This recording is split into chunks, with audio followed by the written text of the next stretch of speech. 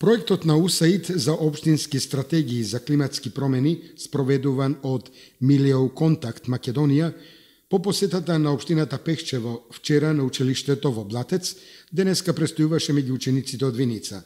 Во дворот на основното училиште Гоце Делчев во Виница, караванот ја реализираше практичната настава за климатските промени со еколошката училница на тркала Зелениот камион. Во практичната настава беа вклучени учениците од ово училиште, кои покажаа голем интерес за климатските промени, кои се видливи и во нивната средина.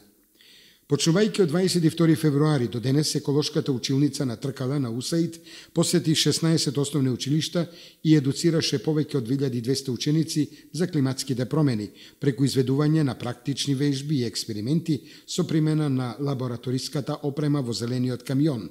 До средината на април 2016 година, караванот ќе посети повеќе од 30 основни училишта во 10 општини каде што се спроведува проектот.